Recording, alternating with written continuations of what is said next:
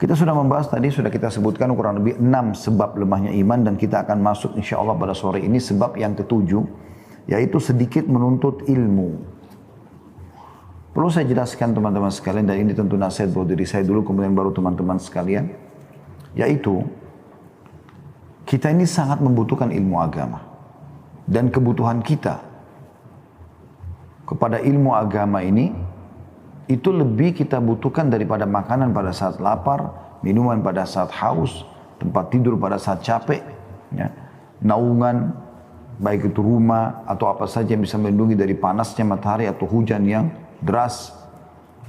Ilmu agama kita butuhkan, atau lebih kita butuhkan dari itu semua. Karena ilmu agama ini panduan hidup. Kita jadi tahu mana boleh, mana tidak boleh. Mana yang dicintai oleh Allah dan mana yang dibenci. Sehingga kita seperti memiliki bodyguard dengan punya ilmu agama itu. Dia akan selalu mengawasi kita. Belum melakukan saja, sudah ada peringatan-peringatan dari ilmu yang kita miliki, jangan. Atau lakukan. Jangan kalau buruk, lakukan kalau baik. Oleh karena itu teman-teman, kata penulis di sini, di paragraf pertama, sebaik-baik ibadah yang seharusnya dilakukan oleh orang yang konsisten adalah menuntut ilmu. Maksudnya istiqomah. Karena makin tinggi dan dalam, ya, makin tinggi ilmunya, pengetahuannya, makin dalam pemahamannya terhadap ilmu tersebut, maka makin bijaksana dalam kehidupan.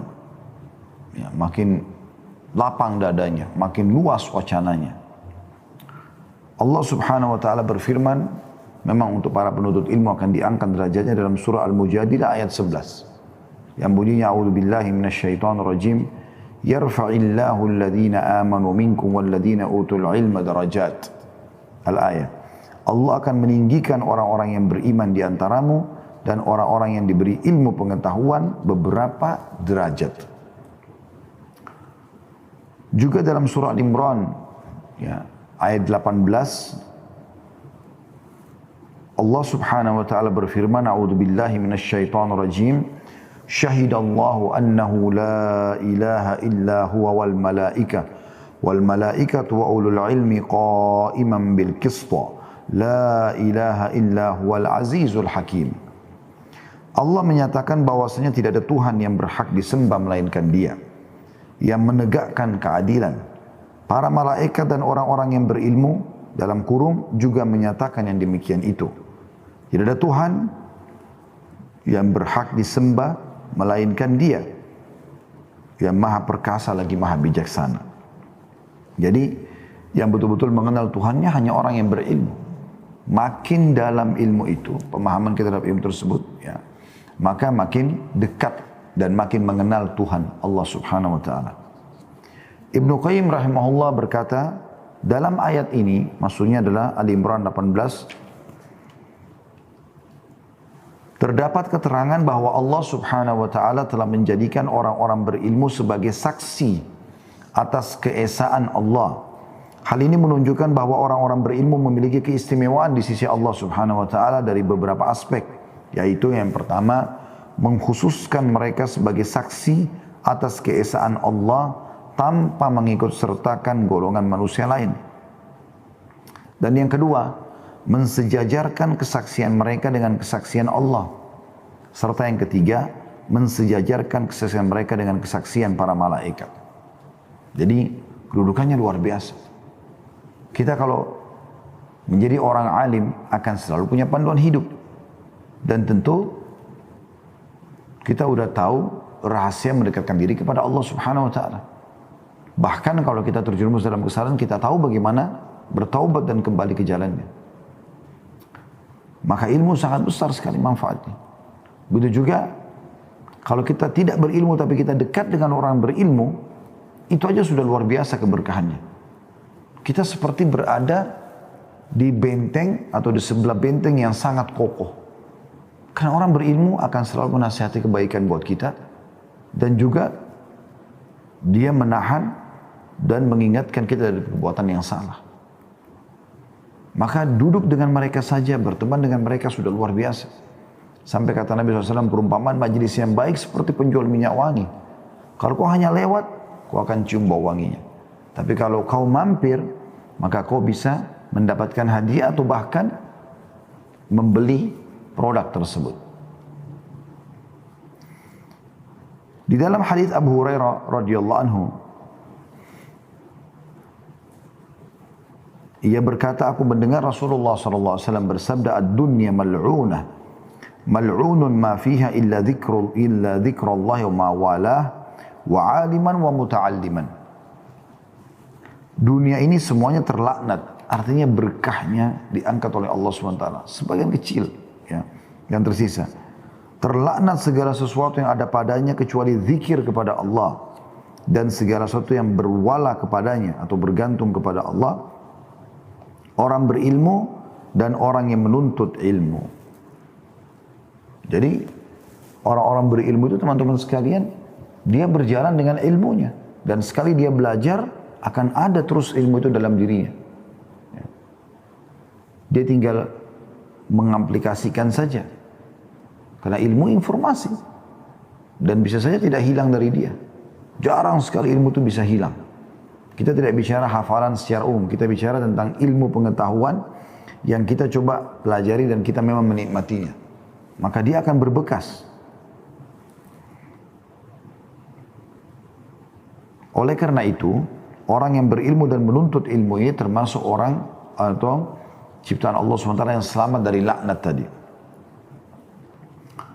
Kata beliau di sini penulis, maka menuntut ilmu adalah suatu kemuliaan, memiliki kedudukan tinggi serta merupakan ibadah yang istimewa.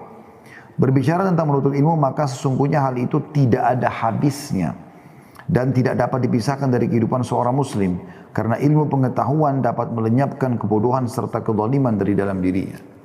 Ini kalimat penting sekali ya. Jadi ilmu itu bisa mengeluarkan Anda dari kebodohan. Dari tidak tahu menjadi tahu. Oleh karena itu teman-teman jangan pernah malu. Ya.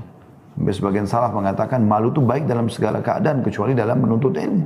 Dalam arti kata bertanya kalau tidak tahu dan bukan aib. Kalau sekarang Anda tidak tahu lalu Anda mengatakan tolong ajarkan saya belum tahu. Orang mau tertawakan pun tidak masalah. Tapi setelah itu Anda sudah tahu. Dan itu lebih baik daripada kita terus berada di kebodohan. Ya. Yang tidak pernah ada habisnya. Karena merasa diri atau cuma menunjukkan pada orang seakan-akan faham tapi tidak faham. Berapa banyak orang begitu. Seakan-akan dia malu atau dia tidak mau diketahui kalau dia tidak bisa membaca Al-Quran. Akhirnya dalam kebodohan itu tenggelam sampai meninggal nggak bisa ngaji. Kenapa nggak belajar? Kenapa nggak bilang iya saya mau belajar?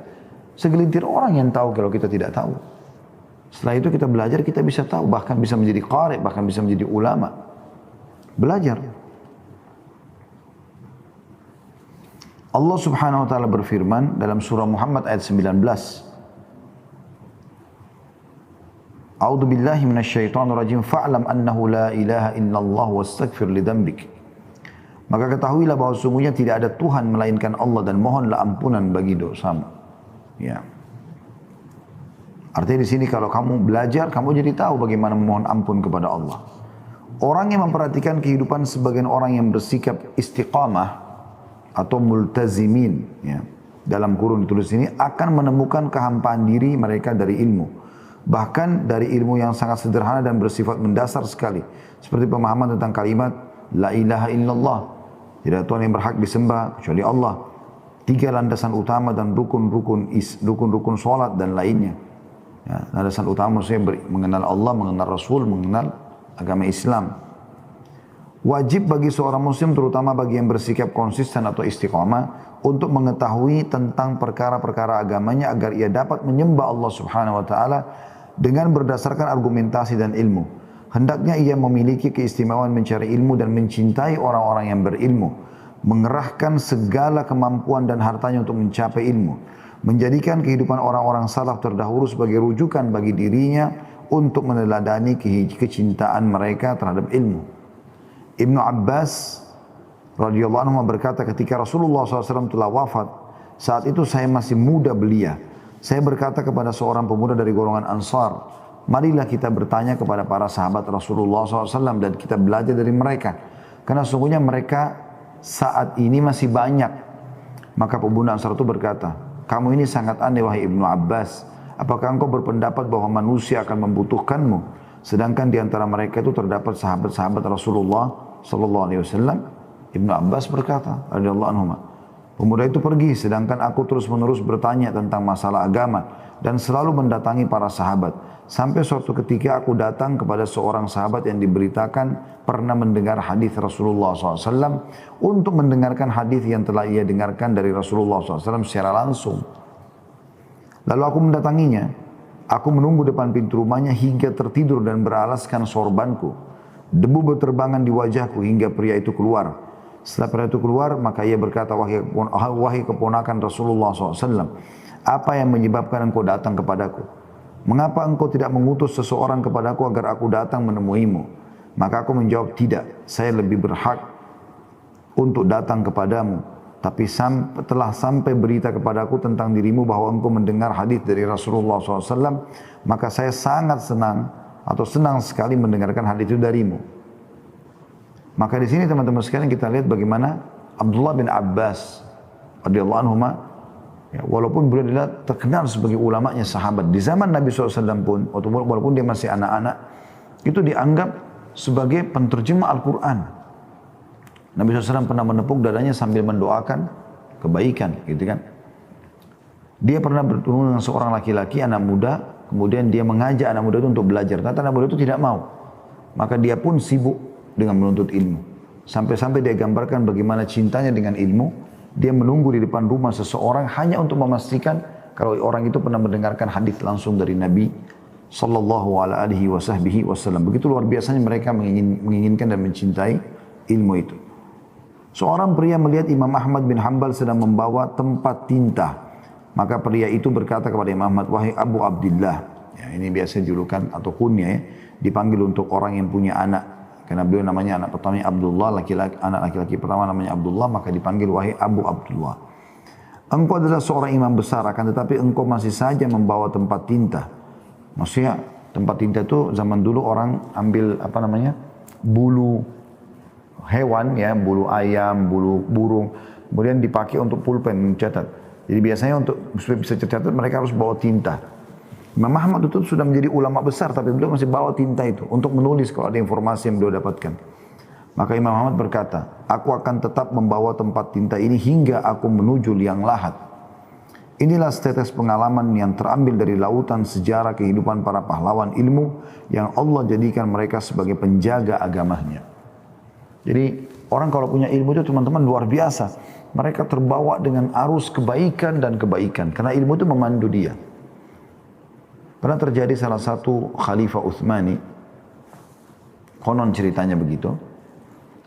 Dia namanya Sulaiman Al-Qanuni, terkenal sekali. Seorang mujahid, seorang luar biasa kiprahnya dalam hidup gitu ya. Walaupun sekarang banyak dibuat sinetronnya justru bercerita tentang sesuatu yang bertolak belakang dengan kepribadiannya gitu. Jadi dia adalah orang yang soleh dan sampai pada saat dia meninggal hampir seluruh gereja di Eropa membunyikan loncengnya sebagai tanda kemenangan mereka. Meninggalnya saja gitu. Dan luar biasa pada saat hidup, tidak pernah kalah dalam peperangan. Kuat sekali ya Turki Utsmani di zaman khilafahnya beliau.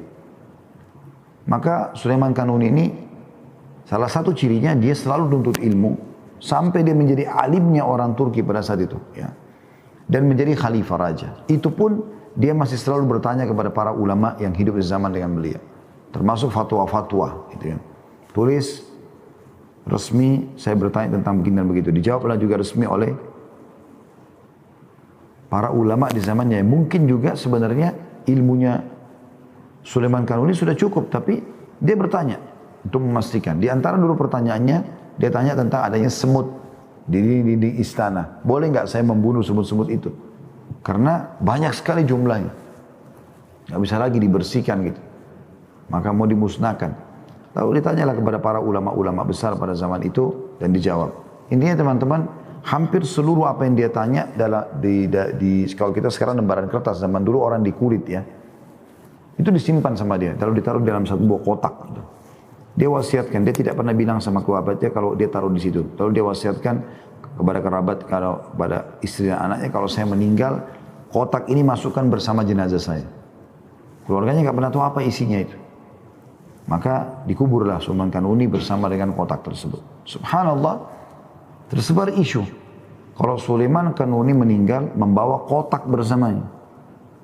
Menjadi isu, gosip. Apa tuh kira-kira? Ada bahkan sampai menyangka itu adalah emas, mungkin perak, yang dia kesukaannya lalu dibawa, bukan dijadikan warisan.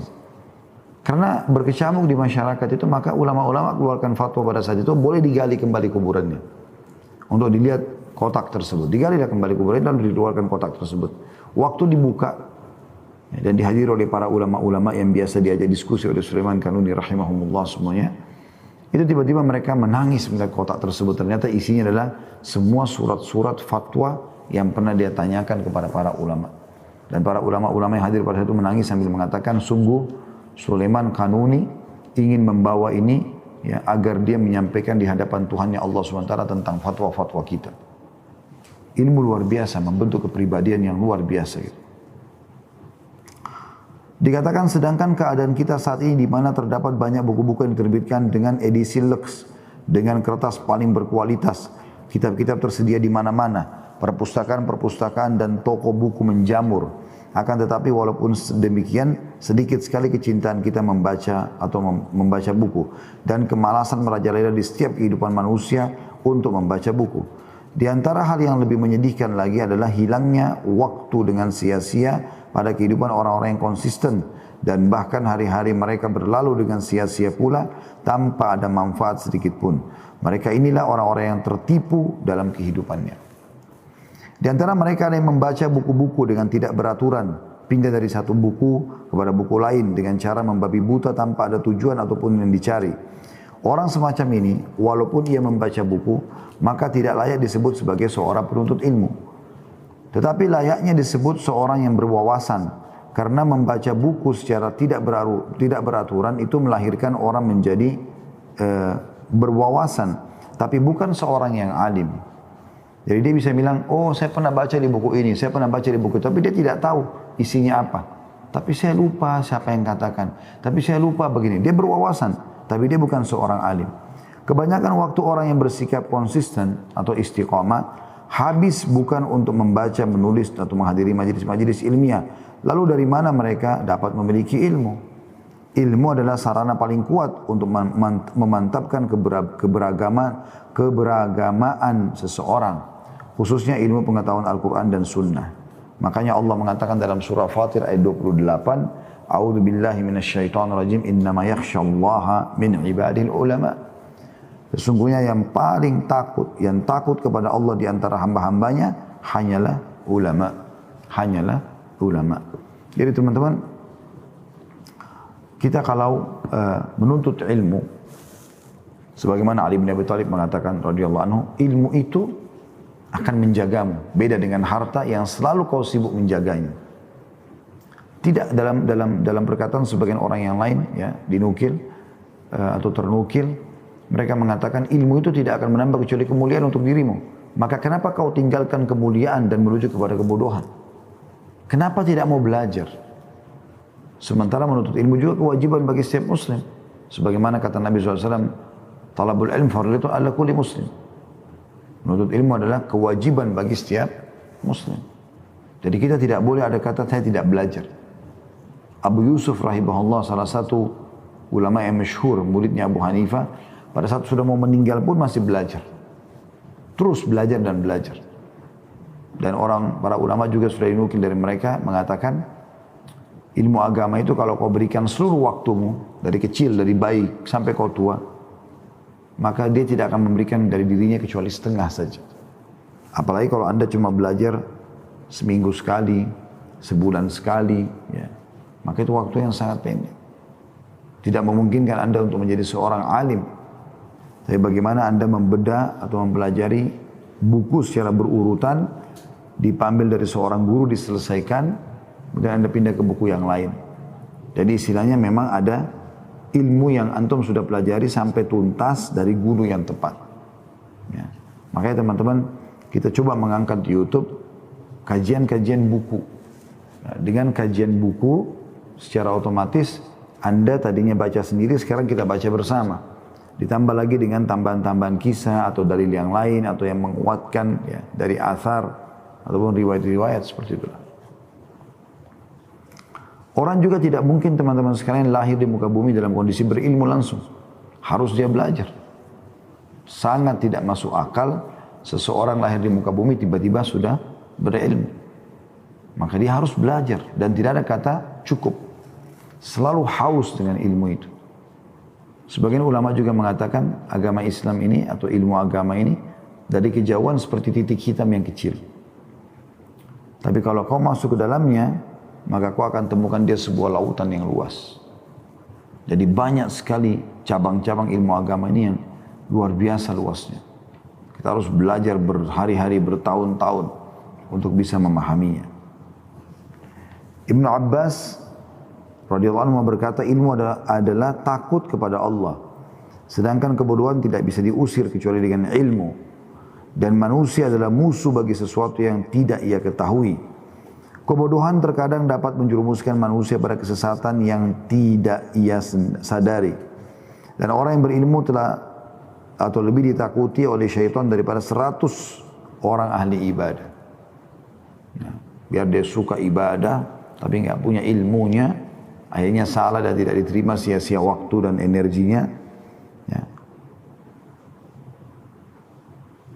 Itu bagi syaitan, mereka lebih takut dengan satu alim daripada 1000 atau 100 dari ahli ibadah. Maka bersungguh-sungguhlah kamu wahai orang yang mau istiqamah atau konsisten untuk mendapatkan ilmu dan memanfaatkan waktumu untuk menuntut ilmu. Karena hal itu membantumu dalam menjalankan ketaatan kepada Allah dan dalam berpegang teguh pada agama. Waspadalah kata beliau agar engkau tidak menghabiskan umurmu untuk sesuatu yang tidak bermanfaat. Dan jadikanlah dalam dirimu sebuah pemikiran bahwa setiap kali engkau menjauhkan diri dari ilmu, maka dirimu akan menjadi buruan yang mudah ditangkap oleh syaitan. Serta jadikanlah moto hidupmu dari tempat tinta menuju liang lahat. Sebagaimana Imam Ahmad sebutkan tadi. Ya. Jadi kalau saya biasa berbagi di pengajian, saya bilang begitu. Bapak Ibu harusnya punya seperti sebuah simbol atau slogan hidup. Tidak ada hari tanpa ilmu. Pokoknya tidak boleh lewatkan seharian. Ya, dari pagi sampai malam, kecuali Anda lagi tidur, harus ada tersisipkan ilmu di situ. Bahkan kalau bisa kita habiskan mayoritas waktu kita untuk ilmu itu sangat bagus. Sampai sebagian orang terdahulu dari salafus salih berkata, tidak akan pernah bersatu antara tingkat kealiman karena belajar terus dengan kemalasan. Tidak akan pernah ketemu. Dan juga tidak akan pernah bertemu antara ilmu yang luas dengan waktu yang pendek. Jadi harus belajar dan belajar. Terus belajar. Kadang-kadang ada ilmu 2-3 kali yang kita ulangi baru kita bisa lebih memahaminya. Seperti itulah. Ya. Oleh itu teman-teman sekalian kejar kemudian menuntut ilmu. Dan insya Allah dengan ilmu kita bisa diangkat derajatnya oleh Allah Subhanahu Wa Taala.